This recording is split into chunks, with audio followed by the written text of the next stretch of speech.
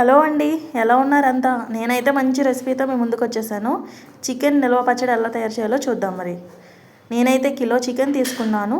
చికెన్ని ఎటువంటి కొవ్వు వేస్టేజ్ లేకుండా చిన్న ముక్కలుగా కట్ చేసుకుని శుభ్రంగా కడిగి పెట్టుకోండి. ఇలా పెట్టుకున్న చికెన్ని చిటికెడు సాల్ట్, చిటికెడు పసుపు అనేది పెట్టుకుని బాగా మ్యారినేట్ చేసుకుని ఒక పావు గంట సేపు పక్కన పెట్టండి. అందరికీ అందుబాటులో తక్కువ ఖర్చులో ఎక్కువ నిల్వ ఉండేలాగా ఈ విధంగా ట్రై చేయండి చికెన్ పికిల్ని.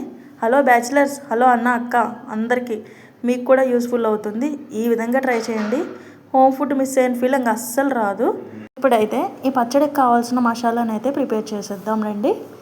ముందుగా అల్లం వెల్లుల్లి పేస్ట్ ఇంట్లోనే ప్రిపేర్ చేసుకోండి. మ్యాక్సిమం అల్లం వెల్లుల్లి పేస్ట్ని బయట అయితే ప్యాకెట్ అయితే వాడొద్దు. దీనివల్ల మీకు పచ్చడి నిల్వ ఉండకపోవచ్చు.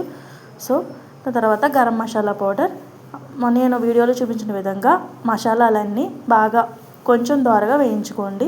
దీనివల్ల మీకు మంచి ఆరోమా వస్తుంది, అలాగే మంచి ఫ్లేవర్ అనేది వస్తుంది చికెన్కి. అదే కడాయిలో కిలో చికెన్కి సరిపడా నేనైతే 1/2 కిలో ఆయిల్ వరకు వేసాను. ఆయిల్ బాగా హీట్ అయిన తర్వాత చికెన్ వేయండి. ఈ చికెన్ని ఒక 50% మాత్రం ఫ్రై చేయండి. అలా ఫ్రై చేసుకున్న చికెన్ని తీసి పక్కన పెట్టండి. మళ్ళీ అదే ఆయిల్లో ఒక 3 చెంచాలు అల్లం వెల్లుల్లి పేస్ట్ అయితే వేయండి. అల్లం వెల్లుల్లి పేస్ట్ పచ్చివాసన పోయేంత వరకు వేయించండి.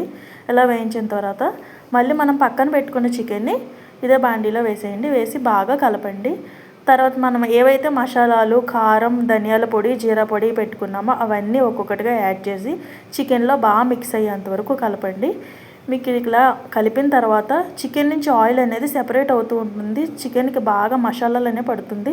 మనం ముందు 50% మాత్రం చికెన్ని ఫ్రై చేసుకున్నాం కదా, ఇంకో 50% చికెన్ని బాగా ఇప్పుడు మసాలాలు పట్టించేంత వరకు చేయండి. మీకు ఈ ప్రాసెస్కి అయితే ఒక 30 మినిట్స్ టైం పడుతుంది టోటల్గా.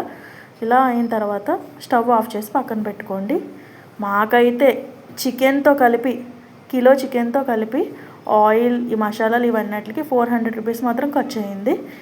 సో ఇంట్లోనే హోమ్ మేడ్ అప్పటికప్పుడు పిల్లలకైనా, పెద్దవాళ్ళకైనా, బ్యాచిలర్స్కైనా, అక్క, అన్నీ ఎవరైనా సరే చికెన్ తినాలనుకుంటే ఇలా పచ్చడి రూపంలో పెట్టుకోండి. చాలా బాగుంటుంది. అన్నంలోకైనా సరే, చపాతీలోకైనా సరే. మాకైతే చపాతీ డైలీ తింటాము. సో ఈ చికెన్ పచ్చడి మాకైతే ఎక్కువ రోజులు ఉండకపోవచ్చు. సో ఇలా చేసి పెట్టుకోండి.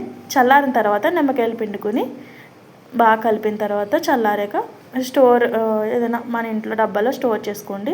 వేడివేడి అన్నంలో అయితే టేస్ట్ అయితే చాలా బాగా వచ్చింది. మీరు కూడా ట్రై చేయండి. అలాగే మా ఛానల్ సబ్స్క్రైబ్ చేసుకోండి. Please subscribe my channel. Like and share and subscribe. Thank you for watching.